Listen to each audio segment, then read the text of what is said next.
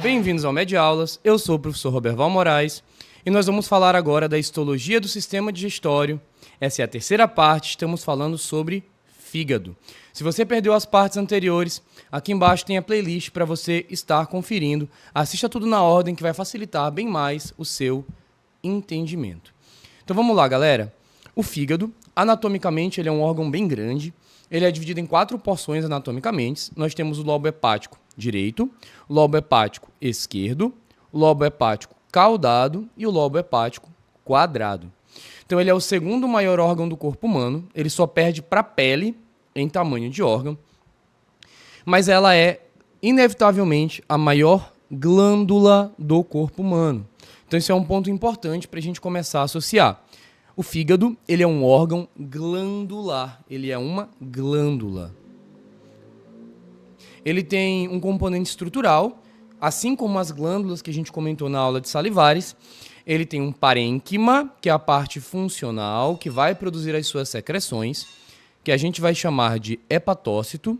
E ele tem um estroma, que é a parte que vai proteger o órgão, que é formado ali por cápsulas, septos, que é formado por tecido conjuntivo, vasos e ductos biliares. Bom, só para você associar, sabe quando você compra fígado, vai preparar, vai comer o fígado? Aquela parte mais macia depois de pronta, ela é o parênquima, é a parte do fígado responsável pela secreção. Já a parte do fígado que vai ter aquela parte que fica mais emborrachenta, ela é rica em colágeno, é a cápsula hepática. Ela serve para proteger o fígado. Bom, e para que o fígado serve? Já falamos que ele é uma glândula, mas para que ele serve? Galera, o fígado tem muitas funções em vários sistemas corporais diferentes. Eu vou listar algumas, tá? Algumas principais, mas são muitas funções. A gente poderia passar horas só comentando função do fígado. Então, armazenamento e processamento de nutrientes, por exemplo, o glicogênio, a vitamina A, a vitamina B12, o ferro, são nutrientes que são armazenados e processados, por exemplo, no fígado. Transformar e acumular metabólitos. Então a gente tem vários metabólitos que são transformados no fígado, a própria bilirrubina é um bom exemplo. Neutralizar e eliminar substâncias tóxicas. A maioria dos medicamentos que você ingere, o seu fígado ele é responsável por neutralizar. Quando você recebe uma toxina, se você tomasse veneno, o seu fígado tentaria neutralizar essa toxina. A síntese de proteínas plasmáticas, que já é uma função mais endócrina. Então, o fígado, por exemplo, ele vai produzir a albumina, que é uma importante proteína plasmática. E a gente tem a síntese de bile, que é uma função já exócrina, que vai secretar ali na vesícula biliar. Então, o fígado ele produz a bile, que é uma secreção digestiva, que vai ser armazenada na vesícula biliar. Além disso, galera, o fígado ele tem função de processamento de hormônios. Então ele processa vários hormônios do nosso corpo. A gente tem, por exemplo, o IGF-1, o hormônio do crescimento semelhante à insulina, sendo de produção hepática. Nós temos o metabolismo dos carboidratos. Lembra lá das tuas aulas de bioquímica? A gente ainda vai ter aqui no canal também glicólise, ciclo de Krebs. Tudo isso é realizado majoritariamente no fígado. Metabolismo de proteínas. Várias proteínas que nós ingerimos são metabolizadas em via hepática. A síntese do colesterol, então ele vai produzir e converter colesterol. Então lembra lá daquela história? LDL, colesterol de baixa densidade, costuma entupir vaso. HDL, o colesterol entre aspas, o bom colesterol. É o fígado que converte LDL em HDL. Ele diminui teu LDL, converte em HDL. Produção de precursores das plaquetas. Então, olha que legal. Até o nosso sistema de coagulação tem a ver com a função hepática. O fígado também vai ser responsável pela glicogênese, que é a produção de glicose. Você já deve ter ouvido falar, por exemplo, da dieta cetogênica. O que é a dieta cetogênica? A pessoa ela para de comer carboidrato. Não tem mais a ingestão ali da glicose. E o nosso cérebro e o nosso sangue, por exemplo, só aceitam glicose. Então é impossível o nosso cérebro funcionar sem glicose. Ah, professor, mas um monte de gente está fazendo a dieta cetogênica. Sim, porque você come proteínas e lipídios e o teu fígado pega essas proteínas e lipídios, faz um processo chamado de gliconeogênese, transforma tudo isso em glicose para poder ser aproveitada no cérebro. E esse processo metabólico gera um quadro de cetose, que é por isso que o nome da dieta é cetogênica. Ele também faz glicogênese, que é guardar a glicose para você usar mais tarde. Ele neutraliza e elimina substâncias tóxicas, armazena e ativa várias proteínas, converte amônio em ureia, faz lipogênese, formação de gordura, faz desintoxicação, muitas funções. Eu poderia continuar listando mais funções do fígado, mas eu acho que você já entendeu o ponto, que ele tem muitas funções metabólicas importantes. Eu trouxe até um artigo legal, que é uma notícia do Medical News Today, que é um artigo falando sobre o que o fígado faz, corroborando com o que a gente está conversando. Então, esse artigo ele traz que o fígado carrega mais de 500 funções. Então, a gente fala muito, o coração bombeia o sangue. Legal. Mas o fígado, galera, ele tem mais de 500 funções diferentes. Um único órgão, mais de 500 funções. Olha só a importância que ele tem. Beleza. Então, o fígado é um órgão com muitas funções. Ele é um órgão glandular. Você já entendeu isso? Se você lembra lá da nossa aula de fisiologia e histologia básica, que nós falamos das glândulas, o fígado, ele é uma glândula, ele tem células cúbicas e elas são organizadas em cordões.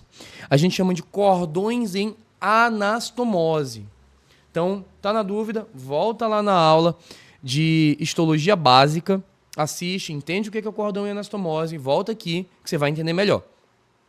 Mas eu tenho 3 tipos celulares muito importantes lá no fígado. Eu tenho os hepatócitos, aqui representados por essa célula rosada. Eu tenho a célula de Ito, aqui representada por essa célula verde, tá? Que quando você lê na literatura em inglês, ela é chamada de célula estrelada, stellate cell. E nós temos a célula de Kupfer, que na verdade são macrófagos hepáticos. E o que cada uma destas células faz? Como que cada uma contribui para as funções do fígado? Bom, os hepatócitos são as mais importantes, são os protagonistas. Eles fazem a maior parte das funções que a gente conversou. Metabolismo de carboidratos, lipídios, proteínas, síntese de bile, armazenamento de glicogênio, ferro, vitaminas, desintoxicação. A maior parte das funções do fígado é protagonizada pelos hepatócitos. Já as células de Kupfer são macrófagos, né? Macrófago é uma célula fagocítica. A gente vai ter um módulo de imunologia para falar bastante sobre essas células. Então, eles fagocitam hemácias envelhecidas. O fígado faz parte do sistema retículo endotelial, que é um órgão que recicla hemácias, bactérias e dendritos. Participam da defesa imunológica e do metabolismo de ferro. Então, por exemplo, quando a minha hemácia está velha, a célula de Kupfer vai lá, fagocita a hemácia e recicla esse ferro da hemácia. E nós temos as células de Ito, também chamadas, também traduzidas como células estreladas. São células responsáveis por armazenar vitamina A, uma importante vitamina, lipídios, produzir colágeno quando ativadas, contribuindo também aí no quadro da fibrose hepática, que a gente vai comentar aí no módulo de patologia. Então aqui eu trouxe um esquema geral do hepatócito. Como ele é uma célula metabolicamente muito ativa, ele vai ter muitas organelas celulares associadas a esse excesso de metabolismo. Então a gente vai ter, por exemplo, no nosso fígado, bastante retículo endoplasmático rugoso, só você pegar aqui a caneta para riscar com você, bastante retículo rugoso, bastante retículo liso, bastante complexo de Golgi, bastante lisossomo. Organelas associadas à síntese de lipídios, à síntese de proteínas, ao metabolismo, à digestão. Então o fígado ele é uma célula, os hepatócitos são células ricas em organelas citoplasmáticas. E aí, por exemplo, durante a síntese proteica, você aprendeu lá na citologia que é o retículo endoplasmático rugoso que produz as proteínas juntamente com os ribossomos. Então, como o fígado é importante para produzir proteínas plasmáticas, como, por exemplo, a gente tem a albumina, ele precisa de muito retículo rugoso.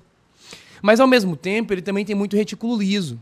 Porque quando você ingere álcool, você bebe uma bebida alcoólica, o teu fígado, ele pega o álcool e ele converte parte do álcool em lipídio, gordura, com retículo endoplasmático liso. Por quê?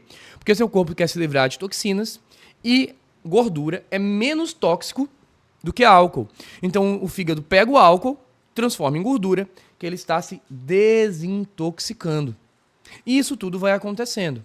Agora, se você é um cara sedentário, não pratica exercício físico, tem menor necessidade de síntese de proteínas e ao mesmo tempo bebe demais, o teu fígado começa a substituir o retículo endoplasmático rugoso por retículo endoplasmático liso. E aí, o que você tinha de síntese de proteína começa a ser convertido em melhor maquinaria para síntese de lipídio. Tudo que o corpo usa muito, ele desenvolve. Tudo que ele usa pouco, ele atrofia. E no organismo de um alcoólatra que não pratica exercício físico, sedentário, o fígado tem muito mais trabalho para a síntese de lipídios do que para a síntese de proteínas. Então ele vai substituindo, ele vai se adaptando, trocando retículo rugoso por retículo liso. E aí começa a ter um quadro que a gente vai ver mais na frente, chamado de esteatose hepática, que pode evoluir até tornar-se uma cirrose hepática. Então o fígado ele também tem a síntese de bile. A bile, tá, galera, é a principal secreção exócrina do fígado. Como glândula, o fígado ele é um órgão anfícrino. Anfi, dupla. Ficrinos, secreção. Anfícrino, ele tem secreção exócrina, principalmente a bile. E endócrino, nós temos secreções endócrinas. Nós vamos ter IGF-1, albumina, vários componentes que o fígado secreta no sangue. Lembra das últimas aulas? Secretou no sangue é endócrino. Secretou fora do sangue é exócrino. Então, como é que ele faz bile? O fígado, ele faz uma química. Ele mistura ácidos biliares, bilirrubina, colesterol. Somando tudo isso, eu tenho a produção de bile, que é uma substância muito útil para a saponificação, para a digestão das gorduras. É o fígado que produz, ele armazena lá na vesícula biliar, que é o órgão-alvo da nossa próxima aula. Então, aqui mostrando um esqueminha da síntese de bile. Então, eu tenho aqui as células de Kupfer, né? Os macrófagos, fagocitando as hemácias. A hemácia ela tem grupo M, que é ferro, que é reciclado. E ela tem um outro grupo, que a gente vai aprender nas aulas de hematologia, chamado protoporfirina. Essa protoporfirina ela é convertida em bilirrubina. Essa bilirrubina formada vai ser levada lá para dentro do fígado. Lá ela vai passar por uma série de enzimas que vai convertê-la, junto com os nutrientes que a gente falou agora há pouco, em bile. Então meu fígado recicla parte da bilirrubina, que vem das hemácias mortas, para fazer bile. E aí, galera, isso aqui é bem interessante, porque assim como, por exemplo, você já deve ter ouvido falar no nosso sistema nervoso central de uma coisa chamada de neuroplasticidade, que é a capacidade de um neurônio fazer funções diferentes, se adaptar. Então, olha só abrindo um parêntese, que interessante. Eu tenho o meu encéfalo, o cérebro, e ele é dividido em lobos. Ah, lobo frontal está mais associado a pensamento, cognição, occipital, visão, temporal está associado com localização espacial e equilíbrio, parietal, funções lógico-matemáticas, etc. Mas, galera, as células que têm em qualquer parte do cérebro são as mesmas, neurônios. Mas eles se adaptam para diferentes funções. A gente chama isso de neuroplasticidade.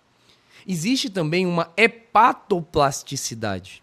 O fígado também faz isso. Você viu que o fígado tem muitas funções, mas a célula principal, que faz a maioria, são os hepatócitos. Então eu tenho hepatócitos que se especializam mais em determinada função e eu tenho hepatócitos que se especializam mais em determinada outra função.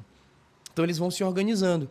E geralmente, a gente vai ver daqui a pouco que tem uma organização desses hepatócitos.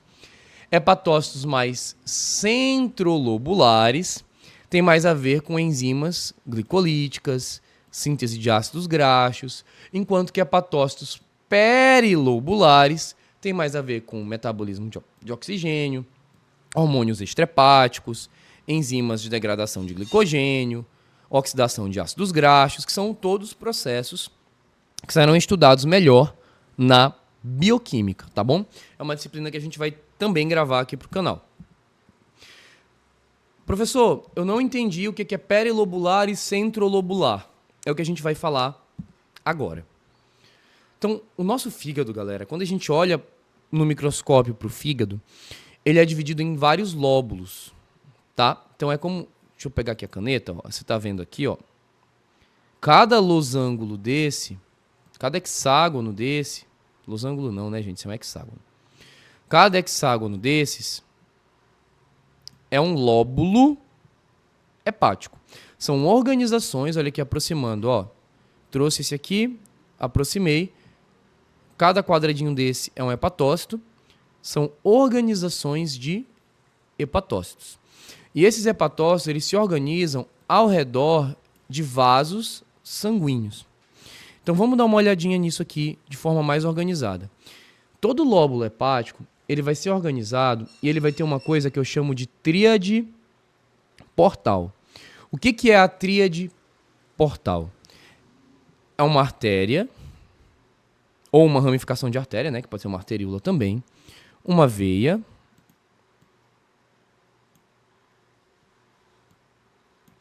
um ducto biliar. É isso que a gente chama de tríade portal, ou tríade porta.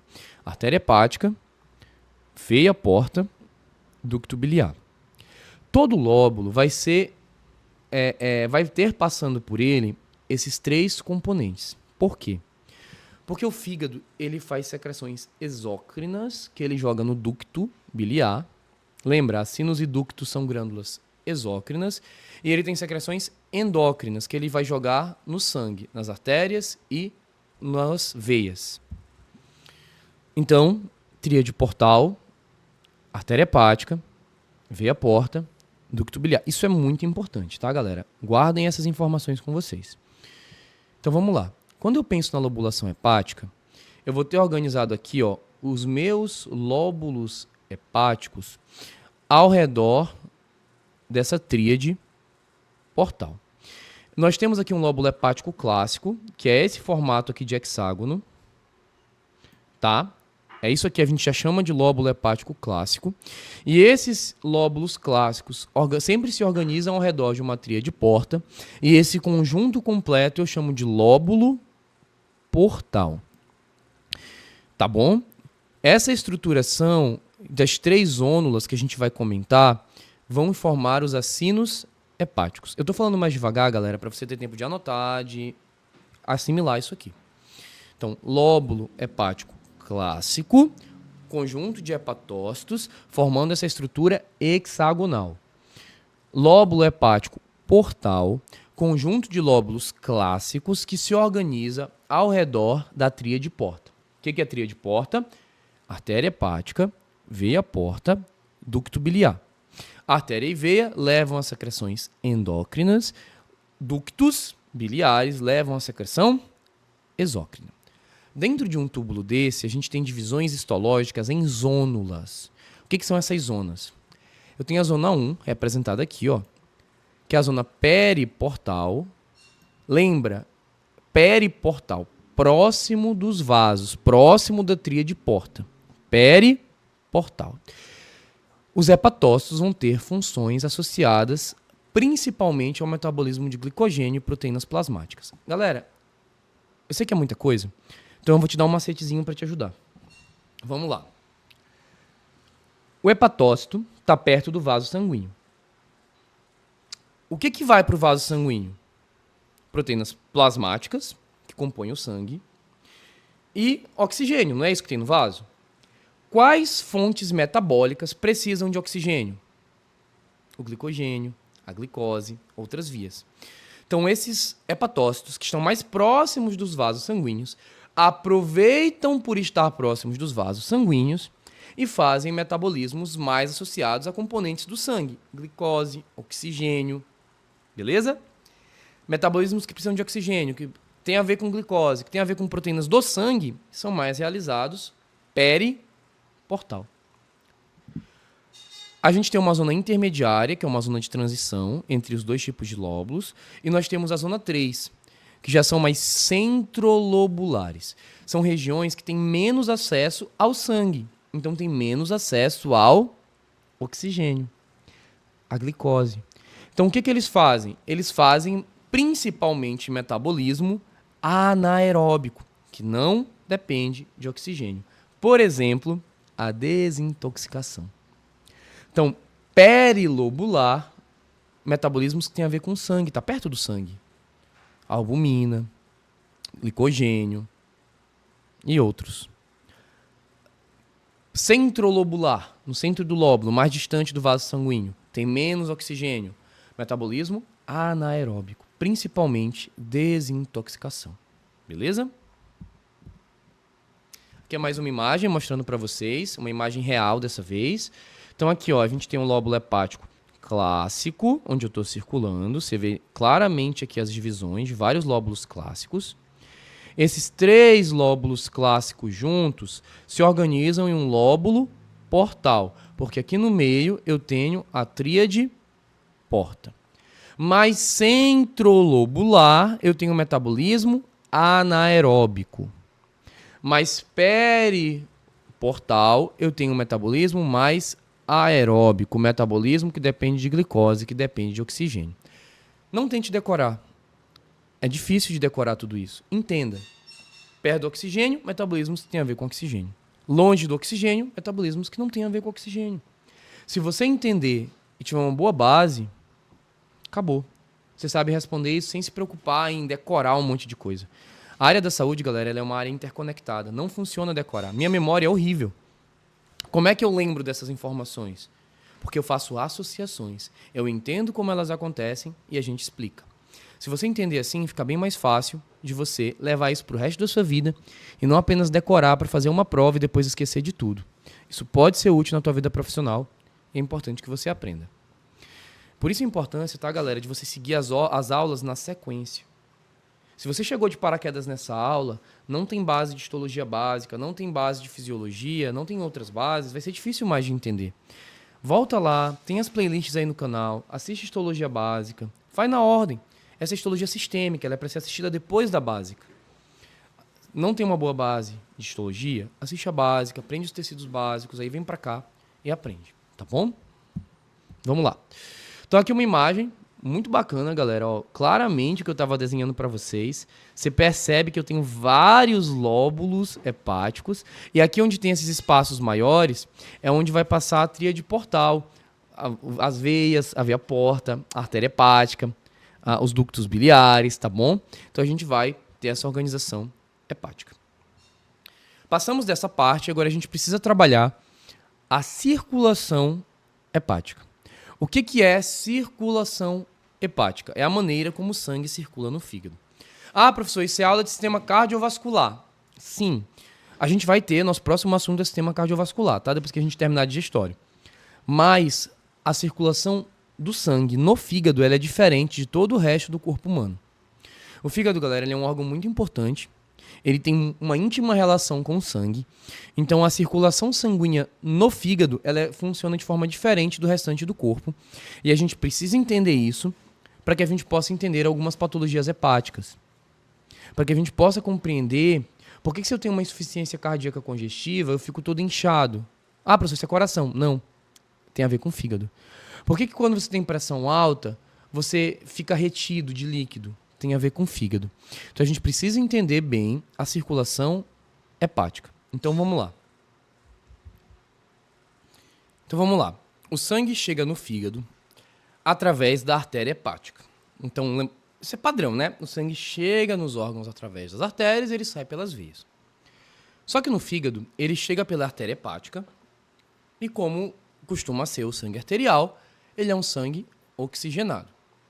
Só que olha só, diferente do que acontece nos outros órgãos, que o órgão consome esse oxigênio, consome os nutrientes, devolve pelo sangue venoso, esse sangue da artéria hepática ele desemboca nas veias portas, ainda rico em nutrientes.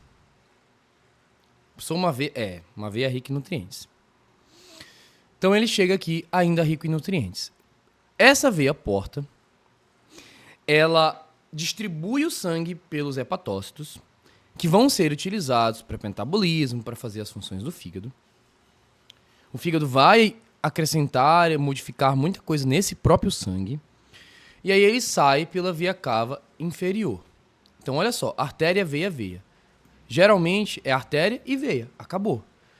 Então, por isso que a gente chama de sistema porta. Existem 2 tipos de sistema porta no nosso corpo. A gente vai trabalhar isso na aula de cardiovascular. O normal é ser artéria, capilar, veia. Acabou. Essa é a circulação padrão. Mas existe o sistema porta arterial, que eu tenho artéria, capilar, outra artéria, capilar e veia. Repito a artéria 2 vezes, por isso sistema porta arterial. Acontece, por exemplo, nos rins. E eu tenho o sistema porta hepático, que é o sistema porta venoso. Eu tenho artéria, capilares, veia, capilares, veia de novo. Tenho veia repetido 2 vezes, por isso sistema porta venoso. O sistema porta hepático, ele é, na verdade, um sistema porta venoso. Quando eu tenho um sistema porta arterial, sequência de 2 artérias, o sangue nas artérias tem muita pressão. Então ele ganha velocidade. Quando eu tenho um sistema porta venoso, o sangue nas veias, ele anda a menor pressão. Então eu perco velocidade. O que significa que se no meu fígado eu tenho um sistema porta venoso, o sangue perde velocidade ao passar pelo fígado. E isso é extremamente importante. Por que isso é extremamente importante? Olha só. Porque eu preciso que meu sangue passe muito tempo no fígado para, em contato com o fígado, ter tempo para fazer metabolismo de colesterol, para armazenar glicose na forma de glicogênio, para liberar glicose, para produzir albumina, para todas as funções que a gente, para desintoxicar, para metabolizar um fármaco, para fazer tudo isso com o sangue. Gasta tempo. Então eu preciso de um mecanismo para que o meu sangue passe mais tempo dentro do fígado. E esse mecanismo que o nosso organismo tem é o sistema porta venoso, chamado de sistema porta hepático. Tá bom? Então olha só, a circulação hepática. Onde estão os hepatócitos e os vasos? A gente tem placas de hepatócitos, cordões de hepatócitos que se anastomosam ao redor dos vasos, principalmente a veia porta. 70 a 75% do sangue que circula no fígado circula pela veia porta. Eu tenho mais sangue circulando no fígado pela veia porta do que pela artéria hepática. Tá bom? Eu fiz um esqueminha para você associar. Então a artéria hepática chega ali com 25% do sangue, a veia porta distribui os outros 75%. Então, no fígado, diferente do restante do corpo, outra particularidade. No nosso corpo, a gente tem um sistema de circulação fechada. O sangue arterial não mistura com o venoso, na maioria do corpo. No fígado mistura. O sangue da artéria hepática mistura com o sangue da veia porta. E essa mistura leva pelos capilares. A gente vai ver na aula de cardiovascular que nós temos vários tipos de capilares, fenestrados, contínuos e sinusoides. Os capilares do fígado são sinusoides. O que é sinusoide? É um capilar, sabe a sua mangueira de jardim, que é toda furadinha para sair água para molhar as plantas? Os capilares hepáticos são todos furados. A gente chama de capilares sinusoides, eles estão todos rasgados. Para quê? Para que o sangue, as células, extravasem nos hepatócitos. Para que os nutrientes, o colesterol, as proteínas, tudo que tem ali, extravasem nos hepatócitos. Para que eles possam fazer as conversões metabólicas. Então, até os meus capilares no fígado são vazados, furados, para permitir melhor essa troca de componentes entre o sangue e o fígado. Esses capilares sinusoides, eles vão pelas veias centrolobulares, né, que são ainda a veia porta, as vênulas centrais lá dos hepatócitos, que a gente viu na organização da lobulação do fígado, que vão para a veia hepática, e a veia hepática, sim, já é uma veia para retornar o sangue para o coração mandar para o pulmão, para oxigenar, normal, é como uma veia de qualquer órgão, tá? Então, artéria hepática, veia porta, veia hepática. Veia hepática já é para levar o sangue de volta, que desemboca na veia cava inferior, que vai para o coração. Então, além desse sistema de vasos, artérias e veias, como eu expliquei para vocês, eu tenho uma tríade porta: artéria, veia e ducto. Esses ductos biliares, tá? Eles ramificam em canalículos biliares, e esses canalículos biliares, eles já vão levar às secreções exócrinas do meu fígado, que é principalmente a bile, tá bom? Então a secreção endócrina vai pro sistema lá da veia porta, da artéria hepática, para os vasos sanguíneos. Já a secreção exócrina, ele vai para os canalículos biliares, tá bom?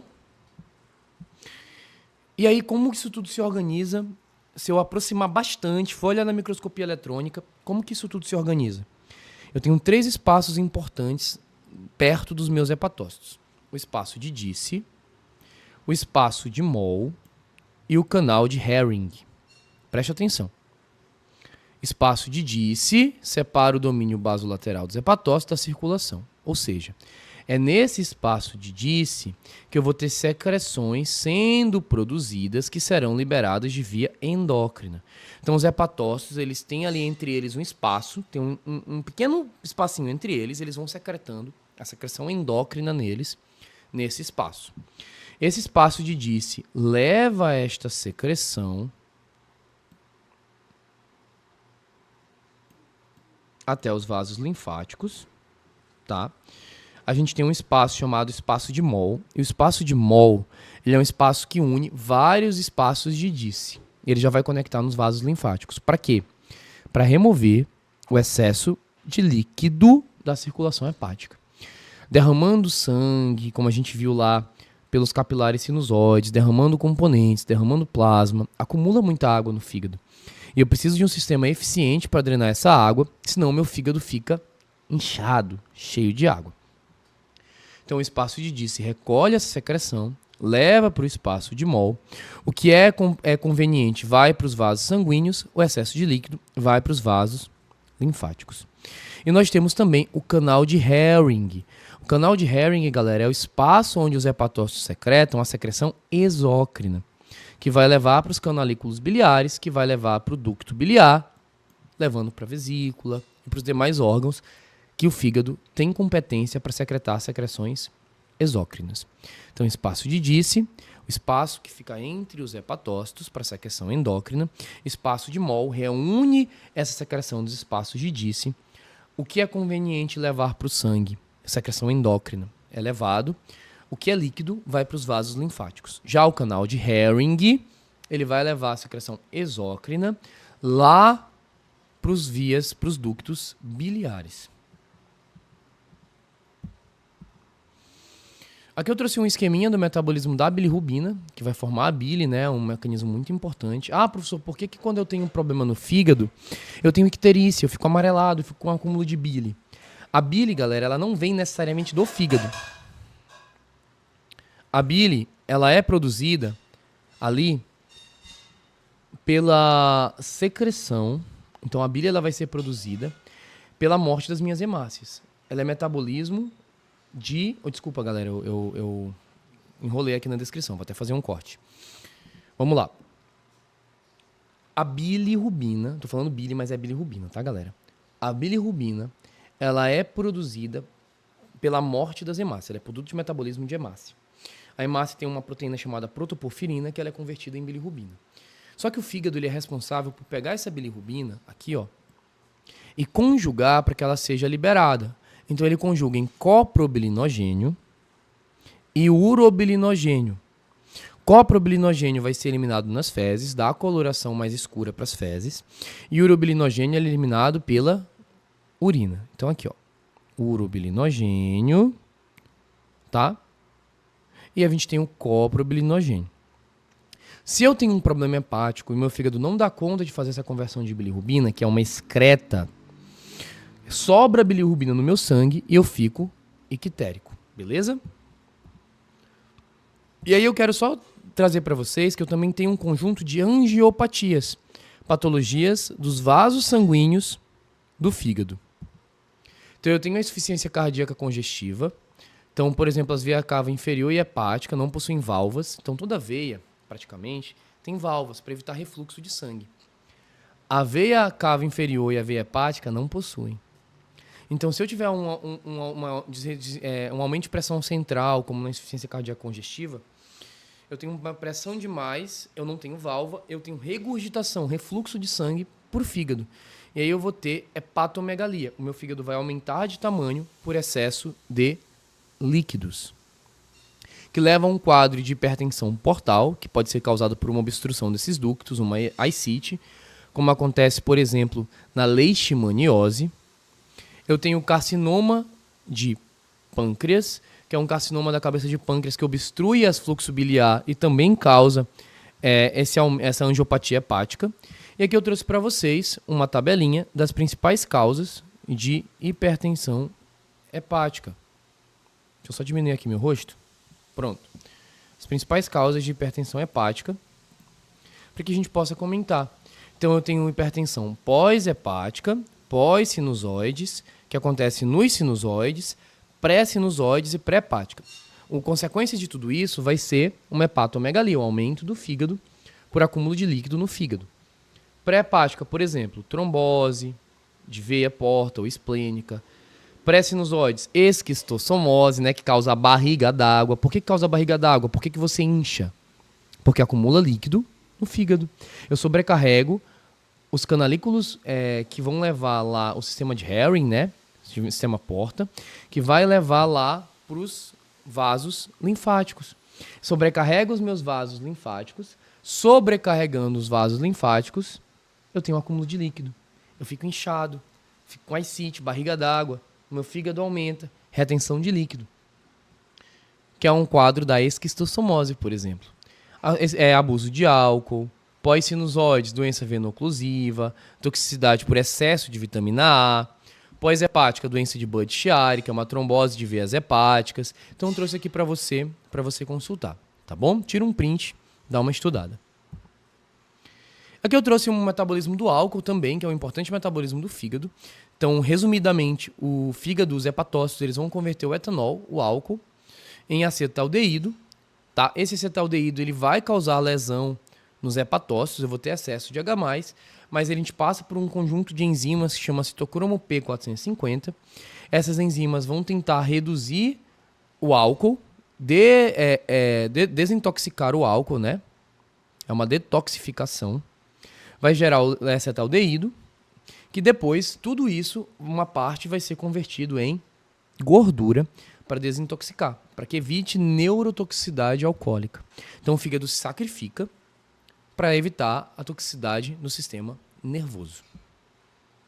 Então, excesso de álcool traz mudanças no humor, perda de memória, redução de funções motoras, queimação esofágica, dificuldade de respirar, acidose respiratória, cirrose, hepatite, inchaço hepático, frequência desregulada, risco de infarto, fraqueza muscular, pancreatite, entre outras.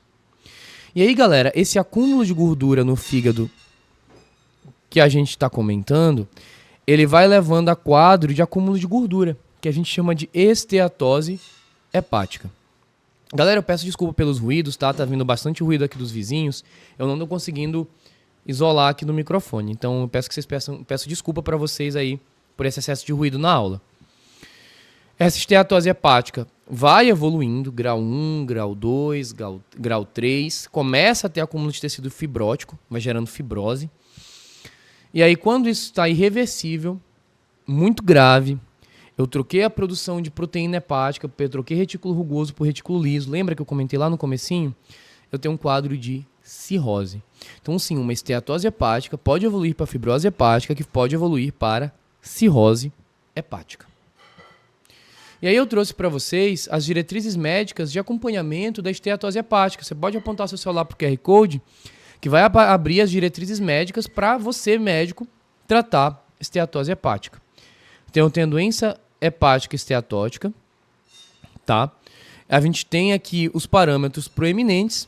Eu coloquei aqui mais no intuito de enriquecimento. Essa aula já está ficando um pouco grande. Eu vou avançar um pouco. Você pode consultar no QR Code. Quero comentar esse fluxograma que está daquele mesmo QR Code. Então, o paciente tem uma doença hepática esteatótica. Você pode diagnosticar isso pela ultrassonografia ou pelo histopatológico do fígado, associado à clínica. O paciente atende algum critério cardiometabólico? Sim. Existe alguma outra causa de esteatose? Não. Doença hepática esteatótica metabólica. Sim. Doença hepática esteatótica metabólica, dependendo da extensão de ingestão alcoólica, pode ser uma deficiência de álcool, uma doença hepática alcoólica. É uma doença associada ao álcool. Não tem critério cardiometabólico. Existe alguma outra causa de esteatose? Não. Doença hepática esteatótica criptogênica. Sim. Outras causas. E aí você pode acompanhar as diretrizes por lá. Eu trouxe mais um esqueminha da resposta imune hepática, que é realizada pelas células de Kupfer, que são responsáveis pela proteção imunológica dos hepatócitos. Então, assim como a gente vai ver na imunologia, essas células de Kupfer, assim como os macrófagos, produzem citocinas, fator de necrose tumoral, fator de crescimento transformante beta, interleucina 6, que vão desenvolver proteína C, proteína de fase aguda, proteína C reativa. Então, se eu tenho um quadro de inflamação hepática, eu tenho um aumento da minha PCR, proteína C reativa. Aqui é mais para enriquecer, tá, galera? Então, a gente vai ficando por aqui. Essa aula ficou um pouquinho maior do que o normal, tá, galera? Mas é porque o fígado realmente tem muita coisa para ser falado. Muita coisa que eu trouxe resumido para vocês. Então, se você gostou, se essa aula te ajudou, deixa o teu like, compartilha pro teu amigo que tá precisando. Comenta aí embaixo dúvidas, sugestões, eu vou estar respondendo, tá bom? Te inscreve no canal. A gente se vê na próxima aula. Vesícula biliar. Até a próxima.